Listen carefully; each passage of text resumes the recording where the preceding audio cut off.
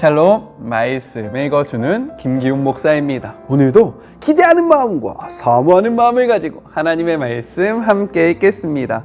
누가복음 7장 18절부터 35절까지의 말씀입니다.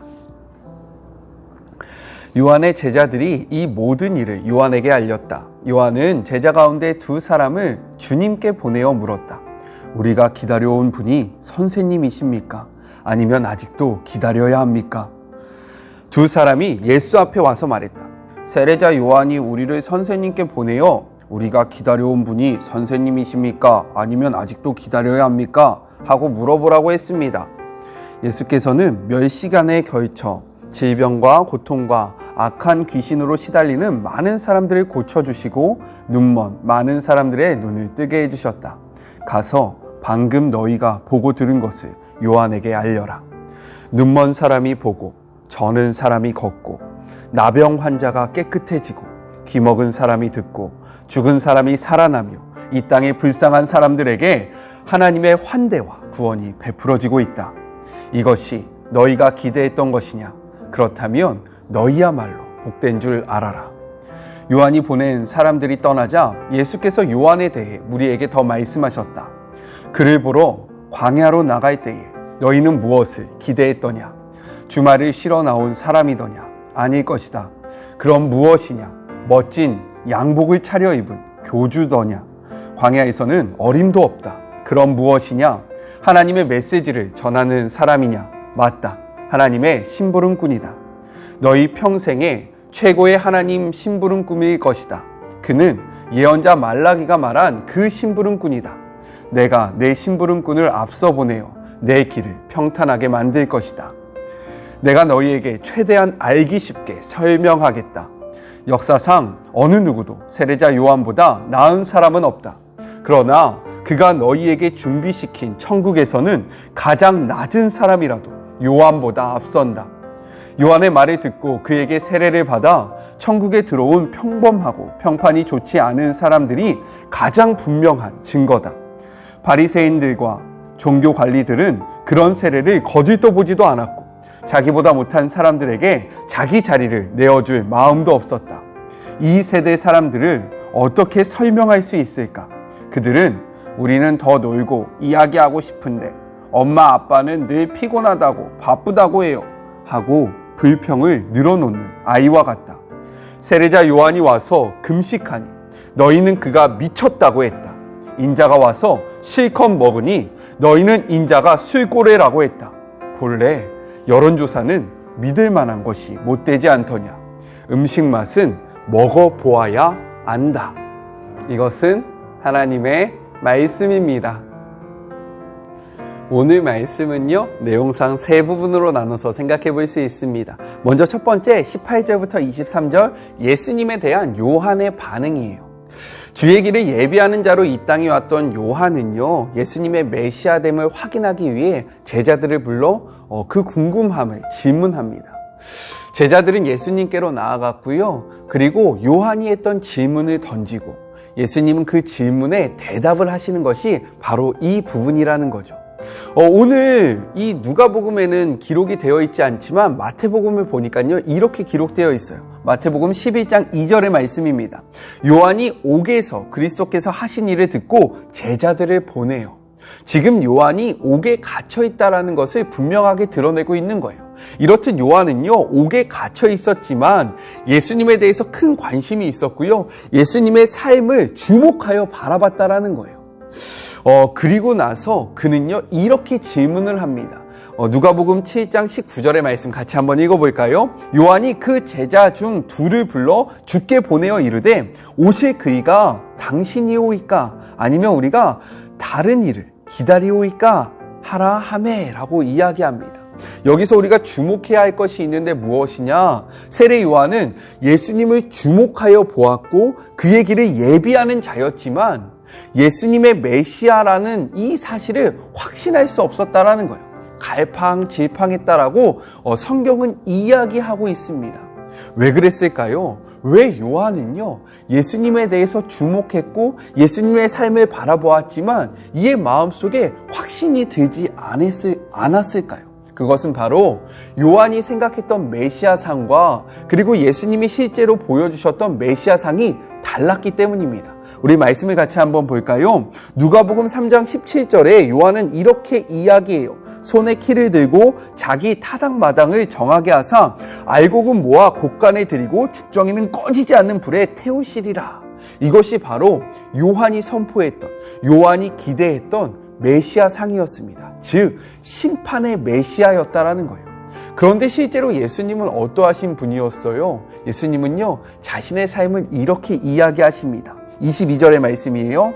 예수께서 대답하여 이르시되 너희가 가서 보고 들은 것을 요한에게 알리되 맹인이 보며 못 걷는 사람이 걸으며 나병 환자가 깨끗함을 받으며 귀 먹은 사람이 들으며 죽은 자가 살아나며 가난한 자에게 복음이 전파된다 하라 라고 이야기합니다. 이렇듯 요한은 심판자로서의 메시아를 기다렸는데요. 실제로 예수님은요, 치유와 회복 그리고 구원자로서의 삶을 우리에게 보여주셨다라는 거예요. 그리고 이어서 23절에 이렇게 말씀하십니다. 누구든지 나로 말미암아 실족하지 아니하는 자는 복이 있도다 하시니라. 여기서 실족하다는 것은 걸림돌이 되다라는 뜻인데요. 이것을 이 의미를 살려서 이 부분을 이야기하면요, 이렇게 표현할 수 있는 거예요.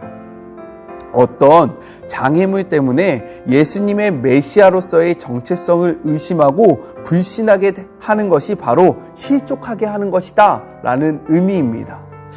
그 당시 요한과 그리고 유대인들은요, 불의를 바로 심판하고 의인을 구원할 그러한 즉각적인 심판자로서의 메시아를 기대하고요, 바라봤어요.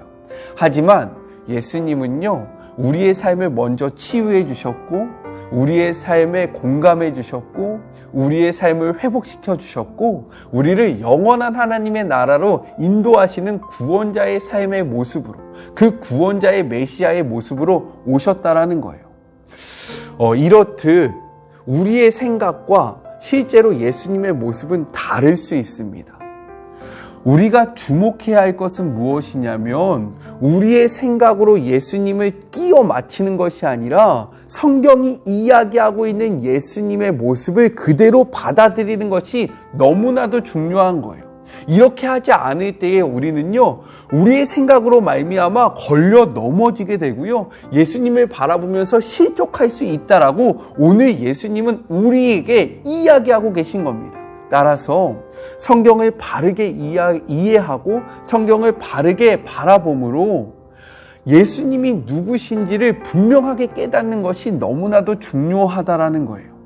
따라서 오늘 하루를 살아갈 때 우리의 생각으로 만들어내고 우리가 원하는 예수님을 쫓아가는 것이 아니라 실제로 성경이 이야기하고 성경이 기록하고 있는 그 예수님을 온전히 받아들이는 그런 복된 하루가 되었으면 좋겠습니다. 아셨죠? 자, 둘째, 24절부터 30절 요한에 대한 예수님의 반응입니다. 요한이 보낸 제자들이 떠난 후에 예수님은 3번에 걸쳐 무엇을 보러 갔느냐라는 질문을 던지고요, 답을 하는 방식으로 요한의 정체에 대해서 분명하게 이야기하십니다. 그 이유가 무엇이냐? 세례 요한에 대한 군중의 오해를 없애주기 위해서예요. 제가 방금 첫 번째 단락을 하면서 여러분도 요한에 대해서 오해하실 수 있어요. 뭐야? 요한, 예수님에 대해서 제대로 이해하지 못했어? 뭐야, 요한 변질된 거야? 뭐야, 요한 왜 그런 거야? 라는 이러한 의문, 요한에 대한 의문이 생겼잖아요. 이러한 의문을 풀어주기 위해서 예수님은 3번의 질문을 통해 그리고 3번의 답변을 통해서 요한이 누구인지 분명하게 우리에게 설명해 주셨다라는 거예요. 자, 그런데 우리가 여기서 주목할 것이 있습니다. 무엇이냐면 그 당시에 사람들은요, 광야에 왜 나갔을까요? 바로 요한을 보러 나간 거예요. 그렇다면 예수님의 질문은요, 이렇게 바뀌어야 되는 것이 맞습니다. 너희가 누구를 보려고 광야에 갔느냐? 왜요? 요한을 보러 광야에 갔기 때문에 너희가 누구를 보러? 라고 물어보는 게 맞는 거예요. 그런데 예수님은 지금 어떻게 질문하고 계십니까? 무엇을 보려고? 라고 이야기하고 계시다라는 거예요. 자, 누구를 보려고? 이것은 인물 중심입니다. 그런데 무엇을 보려고는 어떠한 행위와 어떠한 메시지를 중심으로 하고 있다는 거예요. 이렇듯 우리가 예수님의 이 질문을 통해서 깨달아야 할 것은 무엇이냐? 우리는요, 어떠한 사람에게 집중하는 것이 아니라 어떠한 사람이 선포하고 있는 그 메시지와 그의 삶을 통해서 드러나는 그 의미를 집중해야 된다는 거예요. 예수님은요, 너희가 세례 요한에게 집중할 것이 아니라 세례 요한이 선포했던 그 메시지와 그가 살았던 삶을 통해서 보여주고 싶은 그 메시지를 깨달아야 한다라고 우리에게 이야기하고 있는 거죠. 그런데 우리는요, 이 후자가 아니라 전자, 이 사람에게 집중할 때가 너무나도 많다라는 거예요. 여기에서 잘못되면요, 이 사람을 우상시하고 이 사람을 절대화하는 그러한 오류에 빠지기가 너무나도 쉬운 겁니다. 저는 인터콤의 모습이 바로 그러한 오류 때문에 생긴 거라고 생각해요. 따라서 우리는요, 사람을 쫓아가는 것이 아니라 그 사람이 전하고 있는 이 성경의 메시지에 집중하고 이 메시지에 반응하는 그런 복된 하루가 되었으면 좋겠습니다. 그렇다면 예수님은 이 세 가지의 질문을 통해서 또한 이 답변을 통해서 요한을 어떻게 이야기하고 있을까요? 같이 한번 살펴볼까요? 먼저 24절 후반절을 보니까요, 바람에 흔들리는 갈대라고 이야기합니다. 성경에서 갈대는요, 나약함과 줏대 없음을 상징하고 있어요. 즉 이는 무엇이냐면 너희가 갈대같이 나약하고 줏대 없는 세례 요한을 보러 나갔느냐라고 묻고 계신 것인데, 이것은 반어법입니다. 즉 예수님께서 강조하고 계신 것은 무엇이냐? 결코 세례 요한은 나약하거나 줏대 없이 흔들리는 사람이 아니라는 것을 분명하게 말씀하고 계신 거예요. 그리고 25절을 통해서 이야기하는 것은 무엇이냐? 세례 요한과 궁중에 사는 자들을 비교하면서요, 세례 요한이 엘리야와 같이 하나님의 말씀을 대언하는 선지자였음을 선포하고 계십니다. 그리고 26절의 말씀을 통해서는요, 세례 요한이 지금까지 있었던 어떠한 선지자들보다도 훌륭하고 월등함을 보여주고 선포하고 계시다라는 거예요.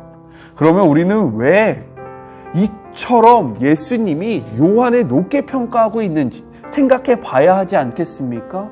그 이유가 무엇이냐면, 왜 그 어떠한 선지자들보다도 이가 훌륭한 사람이냐면, 구약의 선지자들은요, 한시적인 사역을 했다라는 거죠.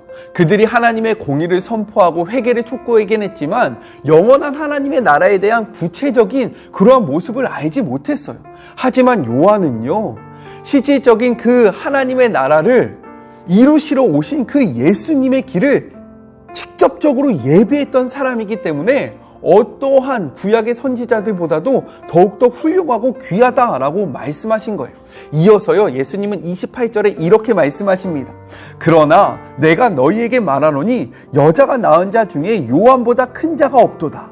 와, 그렇기 때문에 여자가 낳았던 사람들 중에 요한보다 큰 자가 없다라고 이야기하는 거예요. 하지만 그 뒤에 이렇게 말씀하십니다. 그러나 하나님 나라에서는 극히 작은 자라도 그보다 크니라 하시니. 이 말은 또 무슨 말이지? 여기서 헷갈릴 수 있어요. 아니, 요한이 제일 크다라고 이야기하는데 하나님 나라에서는 요한보다 우리가 더 크다고? 이가 더 우리보다 작다고? 이건 무슨 말이야? 라고 생각되어질 수 있죠. 이것은 또 마찬가지 개념입니다. 요한은요, 실제로 그 회개하는 세례를 베풀면서 예수님의 그 오실 길을 예비했지만, 그리고 실제로 예수님을 만나고 그의 사역을 받지만, 구속사에 가장 중요했던 십자가의 사건과 부활, 그리고 오순절의 성령 강림의 이 사건은 체험하지 못했다라는 거예요. 하지만 이의 그러한 메시지를 듣고 회개하고 변화된 자들은요, 어떻게 됐습니까? 예수님의 죽음, 십자가에 달려 돌아가심을 보았고요. 그리고 부활하심을 보았습니다. 그의 삶의 증인이 됐어요. 그리고 예수님이 명령하시잖아요. 땅끝까지 이르러 나의 복음을 전하여라 라는 이 복음의 메시지를 직접 받은 자들이기 때문에 마치 요한이 구약의 선지자들보다도 더욱더 귀한 자였던 것처럼 우리가 요한보다도 더욱더 귀한 사역들을 감당하기 때문에 우리는요, 하나님 나라에서 요한보다 더욱더 큰 자라고 평가를 받는다라고 예수님은 말씀하고 계신 거예요. 이해가 되십니까? 구약의 선지자들보다 큰 요한, 요한보다 큰 우리들의 삶, 이것은요, 예수님의 경험함에 따라서 달라진다라는 거예요. 이렇듯 우리는요, 매우 중요한 미션을 부여받은 자들입니다. 우리는요, 예수님의 그 복음을 땅끝까지 전해야 하는 미션을 받은 자들이라는 거예요. 이 부르심에 맞는 그러한 삶을 살아가기를, 세례 요한과 같이 하나님이 부여하신 그 미션을 끝까지 완수하는 오늘 하루가 되기를 주님의 이름으로 권면하면서요, 코로나 시기일지라도 그 생명의 말씀, 굿뉴스, 복된 소식을요, 열방에 선포하고 주변에 있는 자들에게 알려주는 그런 하루가 되었으면 좋겠습니다. 그렇게 할 수 있는 비결은요, 예수님이 우리의 구원자 되셔 입술로만 이야기하는 것이 아니라요, 우리의 삶으로 보여주는 거예요. 꼭 기억하세요. 자, 마지막 세 번째입니다. 31절부터 35절. 이 세대에 대한 예수님의 반응이에요. 예수님은 요한의 세례에 참여하지 않으므로 하나님의 뜻을 거부한 세대를 어떻게 비유하셨냐면 마치 장터에서 놀이를 하는 아이들과 같다라고 이야기를 하고 계세요. 이 말이 무엇인지 살펴볼게요. 그 당시 이스라엘의 풍습에 따르면요, 결혼식에서 피리를 불면 주로 남자들이 일어나서 춤을 추는 문화가 있었다라고 기록하고 있어요. 그리고 장례식에서는요, 여인들이 애국 소리를 내면 그 소리에 맞춰서 함께 우는 그런 문화가 있었다라고 이야기합니다. 이러한 문화 속에서 자란 아이들은요, 놀이를 할 때 결혼식의 모습을 흉내냈고요, 그리고 장례식의 모습을 흉내내면서 놀았다라는 거죠. 마찬가지로 이 당시 사람들은요, 요한에게 이러한 모습을 요구했다라는 거예요. 특별히 요한에게는요, 결혼식 놀이를 하자라고 이야기했는데, 우리 함께 먹고 함께 마시고 함께 춤추자라고 이야기한 거예요. 그런데 요한은요, 이 요구를 거절합니다. 그는 금식했고요, 포도주를 마시지 않았어요. 그러니까 이 거절감에 이 사람들은 분개하면서 요한에게 저 사람은 귀신 들렸어 라고 이야기하는 거예요. 반대로 예수님한테는요, 장례식 놀이를 요구했다라는 거죠. 우리 함께 우이자, 우리 함께 슬퍼하자, 이렇게 요구했는데 예수님은요, 오히려 죄인들과 함께 먹고 마셨던 거죠. 그러니까 또 거절당하는 이러한 상황이 되자 이들은요, 예수님께 저 사람은 놀기를 탐하고 정말로 저 사람은 흥청망청 술고래야 라고 이야기를 하고 있다라는 거예요. 마치 어린아이가 자신의 요구가 들어지지 않아서 토라졌던 것처럼 이 당시의 사람들이요, 자신들이 원했던 그러한 모습을 들어주지 않는 요한과 예수님을 배척했다라는 것을 분명하게 보여주고 있는 거예요. 이 말씀을 통해서 우리는 무엇을 깨달아야 하냐면요, 무엇을 발견해야 하냐면요, 우리의 모습 속에서는 과연 우리가 원하는 삶의 모습, 우리가 원하는 그러한 요구들을 들어주지 않는 예수님 앞에 우리가 어떻게 반응하고 있는지 우리의 모습을 돌아봐야 한다는 거예요. 그런데 예수님은요, 35절에 이렇게 이야기합니다. 많은 사람이 이렇게 자신들의 유익을 쫓아서 살아갈지라도 진리를 아는 자들은 나와 함께 할 것이다, 나를 쫓아올 것이다 라고 말씀하고 계신다라는 거예요. 저는 주님의 이름으로 간절히 여러분에게 권면합니다. 우리의 요구를 맞춰주는 그러한 예수님을 쫓아가는 것이 아니라 우리가 예수님의 그러한 진리 앞에 반응하는 삶을 살기를 간절히 소망해요. 예수님은요, 우리의 요구를 들어주시는 분이 아니라는 거예요. 아셨죠? 예수님의 요구에 우리가 반응하는 삶을 살았으면 좋겠습니다. 우리 같이 기도할까요? 하나님 감사합니다. 우리의 모습 속에서요, 정말로 잘못된 모습들이 없지 않았나, 오늘의 말씀을 통해서 돌아보기를 원합니다. 말씀이 있을 때에 우리가 우리의 삶을 돌이킬 수 있고요, 말씀이 기준이 되었을 때 우리의 모습이 어떻게 잘못되고 잘못되지 않았음을 확인할 수 있음을 깨닫게 하여 주시고, 그리하여 말씀을 가까이 함으로 더욱더 하나님이 원하시는 삶으로 나아가는 우리 사랑하는 주의 모든 자녀들이 되게 하여 주시옵소서. 그냥 말씀을 듣고 그치는 것이 아니라 이 말씀을 살아내는 자들이 되기를 소망하오니, 삶의 자리에서 몸부림치면서 하나님의 말씀하신, 그리고 깨닫게 해주신 이 말씀을 붙잡는 주의 모든 자녀들이 되게 하여 주시옵소서. 함께 하실 주님을 기대하며 오늘도 우리에게 힘주실 하나님을 간절히 소망하며 예수님의 이름으로 기도드립니다. 아멘. 하나님의 말씀을 살아내는 그런 복된 하루가 되었으면 좋겠습니다. 저는요, 또 내일 만나도록 할게요. 사랑하고 주님의 이름으로 축복하면서 오늘 하루도 힘내세요. 우리 내일 만나요. 꼭 만나요. 안녕. 수고하셨습니다.